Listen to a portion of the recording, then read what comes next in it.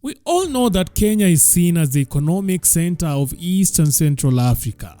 In fact, Nairobi, the capital city, is often likened to New York in this region. With such recognition, Kenya becomes a prime target for neighboring countries, both in terms of economic competition and security threats. Some of Kenya's adversaries might even wish for its complete destruction, but thankfully, that's just a wishful thinking. Kenya has robust security measures in place, thanks to the diligent work of various government agencies. Among these agencies are special police units that are not to be trifled with. These brave men and women have dedicated their lives to safeguarding Kenya's integrity. In this topic, let's highlight two of the most formidable police units in Kenya that strike fear into the hearts of enemies, both domestic and foreign. Hello, my name is Chief Okuzo from Plug TV. Number 1. Recce Commandos. When it comes to countering terrorism, one unit stands head and shoulders above the rest: the Recce Squad.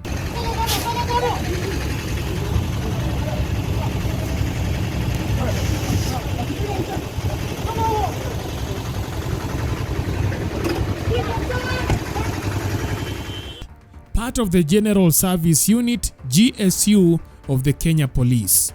This elite force supports over 20 other field commando companies equipped with state-of-the-art gear and highly trained officers. Reka strikes fear and commands respect in the world of counter-terrorism. To grasp why Reka is so formidable, one must understand the grueling training regime its members undergo, starting from their entry into the GSU until they become part of the Recce Commandos. Are you ready? Yes, sir! Yo, yo! Yo, yo! Yo, yo, yo! Yo, yo, yo!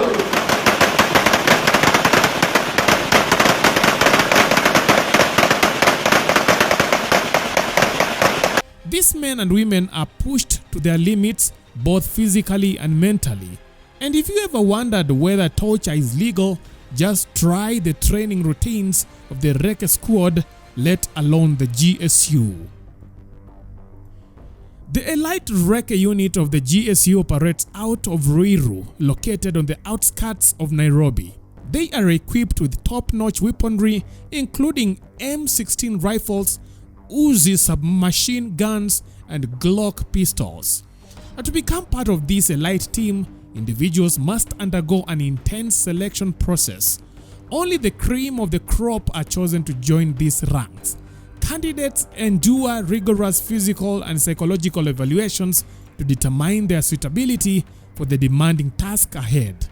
We are the GSU! We are the GSU! We are the GSU! We are the champions! We are the champions!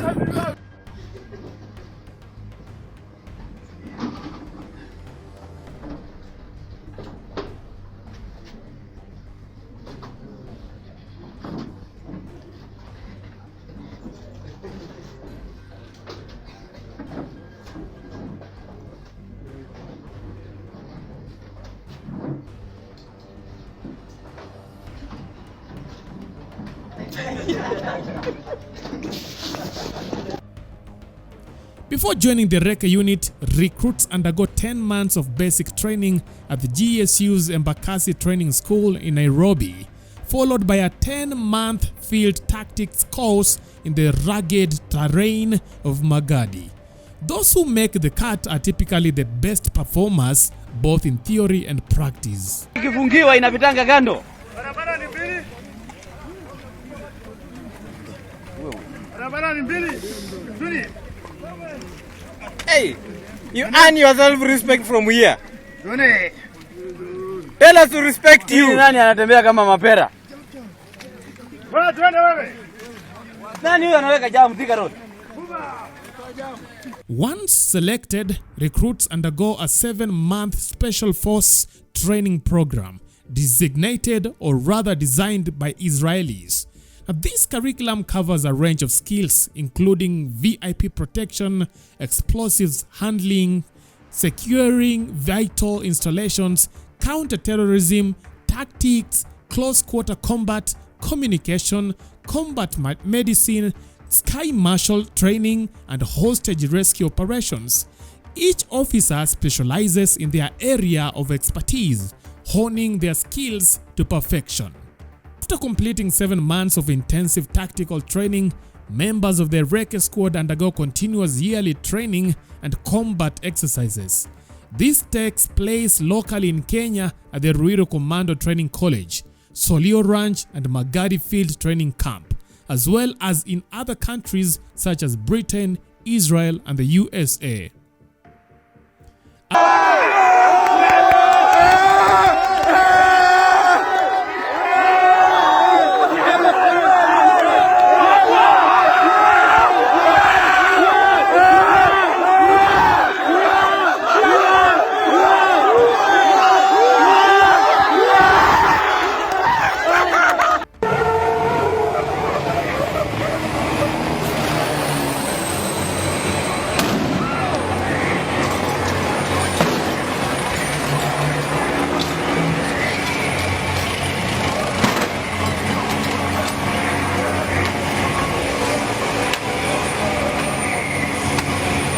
It is important to note that Recce's training is not a one-time event. It is an ongoing process throughout an officer's career. They regularly participate in advanced courses, attend seminars and workshops, and stay up to date on the latest tactics and technologies in counter-terrorism. Upon completion of training, officers are deployed to 3 key units based on their specializations.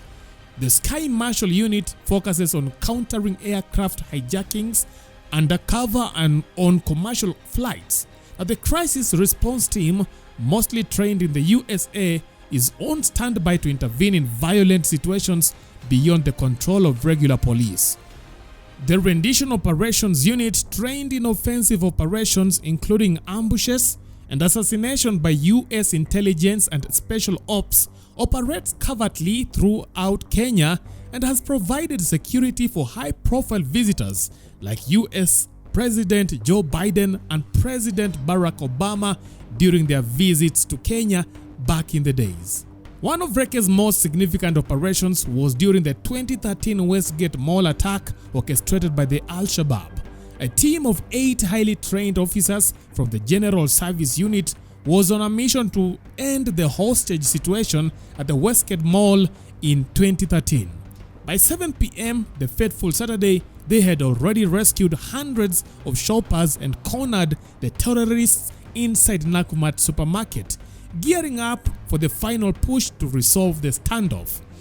This unit belonged to the Quick Response Team (QRT) within the elite Reka company, dispatched just 3 hours after the terrorists attacked, with orders to rescue hostages and neutralize the terrorists. Each member of the team had specific roles: 2 sharpshooters for precise targeting, 2 explosives experts to breach doors, 2 reconnaissance specialists for gathering battlefield intelligence, and 2 providing cover for the rest. They were all armed with M4 rifles, known for being lightweight yet deadly, making it easier for them to acquire and engage targets swiftly. The team was swiftly mobilized from their base in Ruto to respond to the crisis, moving cautiously in single file as they entered the mall. Shortly after entering the mall under siege, the commandos managed to isolate the terrorists and rescue many people who had been hiding in different shops.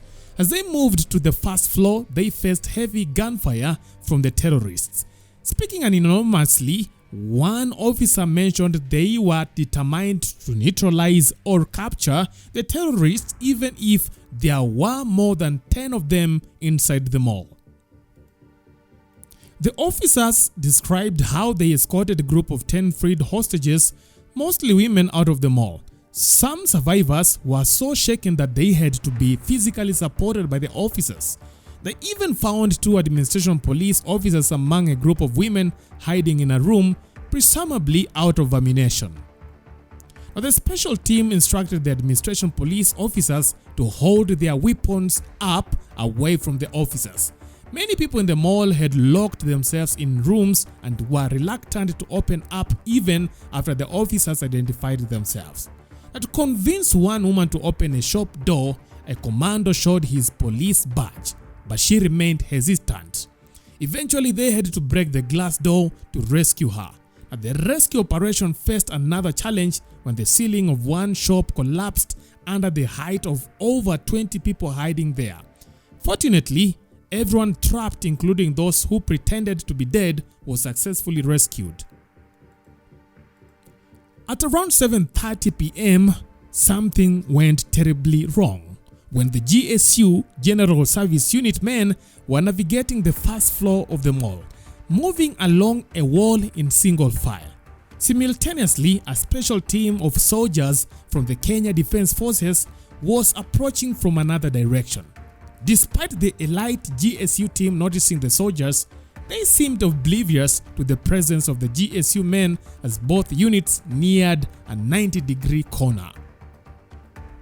This encounter became a pivotal moment in the rescue operation. The two teams collided and the soldiers opened fire.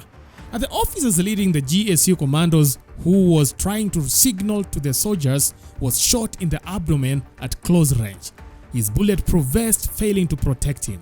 Now, the second commando in line was wounded in the leg before he managed to shout, "Police!" alerting the military that they were not hostile terrorists.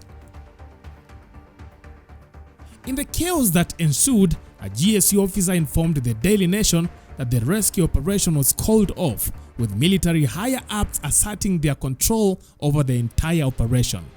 Consequently, the GSU team withdrew, leaving the military to devise a new strategy. Now, this moment of confusion provided an opportunity for the terrorists to regroup, prolonging the siege of Westgate for another 4 days. Ultimately, the toll was so devastating, with 67 people losing their lives and over 240 sustaining injuries. Inside the mall, military units opted to use an anti-tank shell to bomb a portion of it, burying the attackers under debris and causing significant damage to the building. Similar pivotal moments occurred for the Recce squad during the attacks on the Garissa University and the Dusit complex. During the Garissa attack, where Al-Shabaab militants left numerous casualties, soldiers from the elite Recce squad successfully ended the siege at Garissa University. They neutralized the Al-Shabaab terrorists who had barricaded themselves along hostages in the dormitories. Tragically, a corporal from the Recce squad lost his life to shrapnel from a suicide vest detonated by one of the terrorists during the final assault. 6 others sustained injuries from shrapnel and gunfire as they advanced towards the terrorists' positions. The Reka commandos bravely gained entry to the building by maneuvering behind a tank amidst gunfire and grenade explosions. According to a government source, as the General Service Unit squad approached the floor where their attackers were hiding, they brought hostages with them, whom the terrorists mercilessly killed. However, they were met with fierce resistance from the Reka team. 4 terrorists were eliminated by precise headshots, while the 5th, despite being wounded, detonated a suicide vest, fatally injuring the Recce unit's leader in his final act. During the Dusit hotel attack, the Recce squad employed a range of tactics to neutralize the 4 Al-Shabaab militants responsible for terrorizing the establishment. Among these tactics were cutting the hotel's power supply, utilizing remote control robots for surveillance, and employing communication jamming techniques.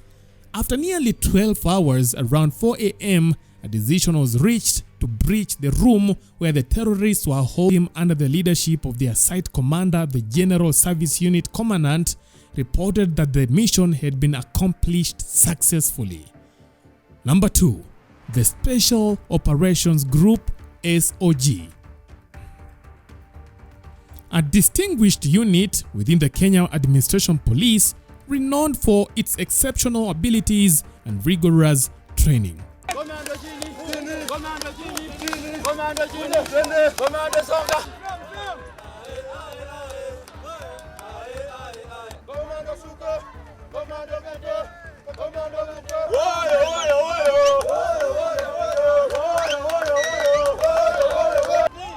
Members of this elite unit are carefully selected based on a combination of intelligence, physical prowess, and mental resilience. The vision behind the creation of the SOG was to establish a force capable of undertaking incredibly challenging missions across Kenya, irrespective of the circumstances, under the guidance of the administration police. You might wonder why there is a need for multiple elite squads within the Kenyan police service when there is already the Recce squad. And to grasp the significance of the SOG within the Kenya police service, akin to the importance of the Recce squad, one must dive into the origins of the administration police from which the SOG emerged. The administration police service APS functions as a paramilitary security entity operating as a branch of the Republic of Kenya's National Police Service. It comprises headquarters, training colleges, and specialized units equipped to fulfill various policing duties, including maintaining law and order and responding to national emergencies. At the root of the administration police can be traced back to 1902, when the village headman ordinance was established. This ordinance aimed to regulate various aspects of society such as taxation, agriculture, and livestock farming. At that time, the village headmen relied on local warriors or youths to enforce government policies and settle native disputes given the resistance to these policies. These local warriors effectively served as the initial form of native policing. In 1929, the Tribal Police Ordinance No. 10 was introduced, which aimed to empower and formalize the native police force by providing them with command structure, administration authority, training, and weaponry. Consequently, the native police force was renamed the Tribal Police (TP). During the transition from colonial rule to independence and extending into the late 1970s, the Administration Police Service APS underwent significant evolution from a localized force to one with nationwide presence. Fast forward to 2018, the role of APS officers had shifted, relinquishing general policing duties to the Kenya Police Service. This restructuring also entailed the creation of new units focused on border security, counter-terrorism, and combating banditry, equipped with specialized operations capabilities extending beyond traditional law enforcement measures. Among the various units of the administration police, we will turn our attention to the Special Operation Group (SOG), a newly established unit currently on par with the Recce squad. Although they operate discreetly in times of crisis, they prove their mettle without fail. Their training regimen is rigorous, spanning approximately 9 months, covering a wide array of skills and disciplines to ensure readiness for any encountered situation. From camouflage techniques to combat proficiency, from patrolling to bomb disposal, their training encompasses all aspects of warfare. Tactical shooting, navigation, and reconnaissance tactics are fundamental components for their training. One of their most renowned operations took place in the Bony forest, where the Al-Shabaab group had entrenched themselves for decades. Ali Shitialo, a member of the SOG, recounts surviving in the dense forest for 6 days despite sustaining 2 gunshot wounds, deprived of food and water, relying only on his urine for sustenance after an ambush by the Al-Shabaab militants. Ali was part of a select group of the SOG deployed in the Bony forest for a military operation lasting several days. Fresh from their training, their mission was to patrol the area where the Al-Shabaab had established training camps and hideouts for years. During their mission, Ali and his team were unexpectedly ambushed by the Al-Shabaab militants, leading to a fierce firefight. Amid the chaos, some SOG members fell to enemy fire while Ali narrowly escaped with gunshot wounds. Alone in the forest, he endured 6 days without sustenance, surviving only by drinking his own urine to stay hydrated. Eventually, Ali was rescued by the Kenya Defense Forces and rushed to the hospital for urgent medical attention. In recognition of his bravery, former President Uhuru Kenyatta awarded Ali the Silver Star of Kenya. During the intense gunfight, he was separated from his team and survived in Bony forest without food or water for a period of 6 days with 2 gunshot wounds in his legs. He is awarded the Silver Star of Kenya for bravery and self-sacrifice.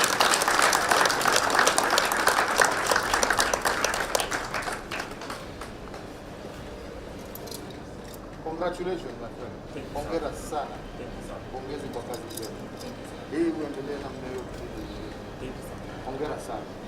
Thank you. Asante Kopro, tuonyeshe wananchi. Asante sana. Thank you very much. Thank you, Your Excellency. That comes to the head. Such daring exploits by the SOG continually underscore their valor and maintaining their close association with the elite Recce squad. Apart from the Recce squad, the SOG, have I missed any other unit? And would you want to hear more about the remaining units? Leave your comments on our comment section. That is it for now. Thanks for watching. Let's see you next time. Bye-bye.